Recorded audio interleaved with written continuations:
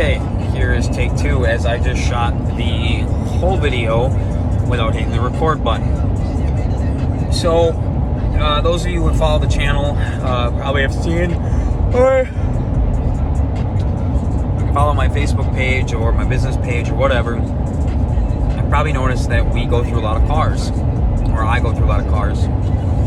You know, everything from Hellcats to just piece of shit trucks. And so I recently got an 04.5 Cummins in order to tow with and daily drive. It was a dually, rebuilt motor, rebuilt tranny, 100 over injectors. I did some tuning on it. The tuning turned out pretty good. But not only did it obviously didn't have a remote start, and its cold start was just awful on it. And you know, the grid heater won't work under 50 degrees or whatever, and even at 50 degrees out, the truck just did not want to start. And it was like that since I bought it. So I sold it, and today we took the Corvette out to Wichita Falls, and I purchased a 2016 Ram 1500 Eco Diesel. There's a lot of negativity that surrounds the Eco Diesel because of motor failures and things like that for the 15s and 14 trucks, which is part of the reason why we skipped a good deal we had on a local 14. Was we got this 16 with almost 40,000 less miles, and it was only $2,000 more. So we felt that it was a much less calculated risk going to this truck. Turn my music down just so that YouTube doesn't kill my video. So I'm going to do a review video of the truck as we go through ownership, just like we did with the 2019 5th gen that I bought, that I recently got rid of. So one of the things to notice is that it is bone stock. It has not been deleted. It has not been modified in any way. It does have a really nice set of wheels and tires on it. They're kind of like an all-terrain. The Speedo's on, so either the tires are a similar height to stock, or somebody had the speedometer adjusted for it. We are driving from Wichita Falls back to Amarillo, Texas. I'm averaging a speed of 80 miles an hour. And let's see here, my average miles per gallon is 19.6, and that's slowing down to go through town, slowing down to go around people, things like that. Otherwise it would be 20, 21. Now that's at 80 miles an hour. Now 80 miles an hour traveling here in Texas is pretty common. Speed limit's 75, so 80, 85, pretty common. Now with that being said, my dually 6.7 Cummins that we built, crew cab, short box dually, with semi tires on it, so 37-inch semi tires, could still get 19 to 20 at 80. So at 80 miles an hour, that vehicle compared to this, the 6.7 Cummins was a better vehicle for that. Obviously, the 6.7 Cummins is a better vehicle overall, towing everything. Now this truck isn't deleted.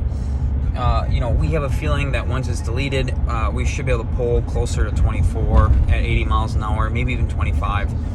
So that'll be next on the list of things to do. Plus, I can't even hear the engine at all, which I'm fine with not hearing the motor, because most diesels, just hearing the sound of them knocking is obnoxious, having to shut it off in drive-thrus, things like that.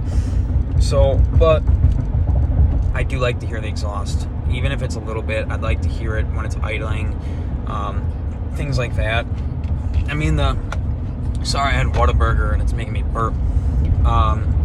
So the 4th gens are one of the quietest cab trucks on the market, plain and simple. You know, those of you guys with the 6.7 Cummins, even with 5-inch straight pipe, at least as long as it's going back out the back, you can agree with me that they're really not that loud. I mean, I got a gas Silverado at my shop that's just obnoxious inside the cab. It sounds like the exhaust is in the cab. So I do want to make this a lot louder, where I can personally get a little bit of sound out of it. You know, I want people to know that it's a diesel. I don't want people to think I'm driving around a Hemi half-ton, which I've had a Hemi half-ton. Now, one of the cool things about this, and I don't know if all Eco Diesels are, I haven't been able to look, and sorry, the freaking sun is just stupid in my eyes. This is an 8-speed automatic truck. Now, very familiar with the 8-speed automatic. We've done a lot of tuning on 8 speeds. Jeeps, Hellcats, Rams, Chargers, Challengers. So that's amazing that transmission is in here, because you can do a lot with that transmission to really spice it up for driving around. And you can make the throttle a lot more sensitive in this. So, you know, I'm going to get the computer modified. I don't know if you can just get the Mopar computer and delete the emissions with HV tuners. I don't think you can, which kind of sucks. So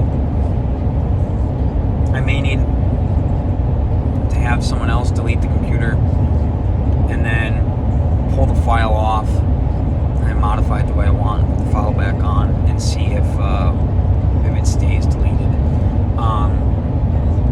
Because, you know, diesel companies do a great job at getting the diesel part of the tuning done, but when it comes to transmissions, most companies are awful with the transmissions. So we'd like to be able to do all the transmission tuning ourselves.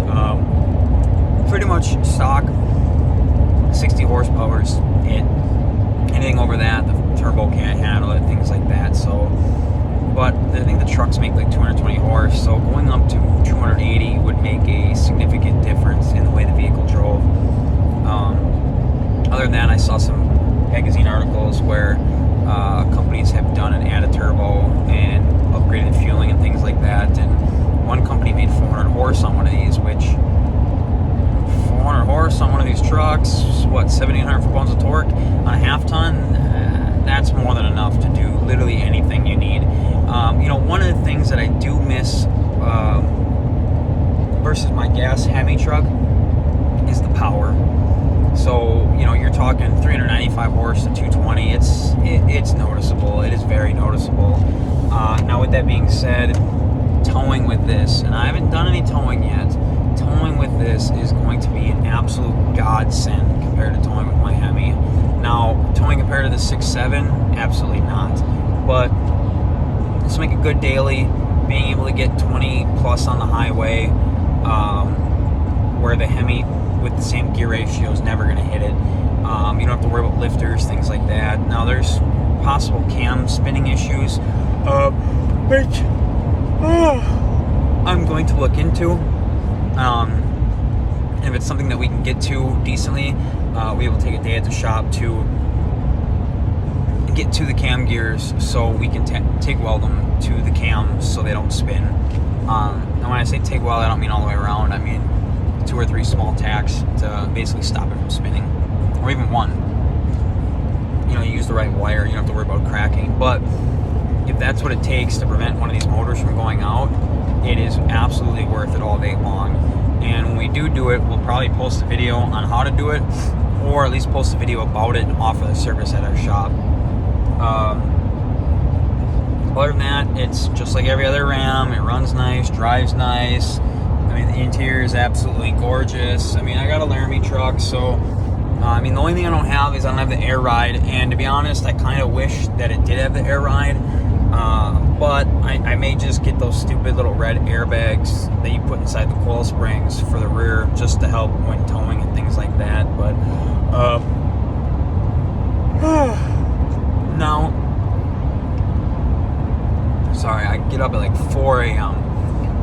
And work all day, and then usually work all day at a dairy, and then go to the shop and put in some more hours working on cars. I want to get rid of these black wheels and these mud tires, these all-terrain tires, and get more of a street tire. So I'm really trying to see if I can find somebody that has some sort of a Hellcat replica or a Trail Hawk replica with some street tires to trade for. Give it like a cleaner street look. I mean, it's a V6 diesel. I mean, like, and it's a 3-liter. Like, you know, I'm not gonna be off-roading it like at all. It's literally gonna tow my trailer around town, maybe 100 miles, whatever, and that's it. It'll be on the street. And I don't know how many of you guys are familiar with Texas, but this is West Texas. This is between Wichita Falls and Amarillo. I think I'm somewhere near Clarendon or Clarendon, whatever, however you say it. As you can see, it is 100% flat. I mean, it is so flat here that police officers turn around in the ditch to pull you over for speeding. So, yeah. I guess that's the end of that video. I'll make some more videos about the EcoDiesel as we do performance stuff to them and as we do towing with them and other things to kind of share that side of things. So, and I won't stick strictly to the EcoDiesel. We will keep showing stuff on tuning Hemis and tuning LS engines. We got a really badass build at the shop right now that we're building for the shop. So we'll be sharing videos on that shortly. So pretty excited about that as well. So we'll end that there.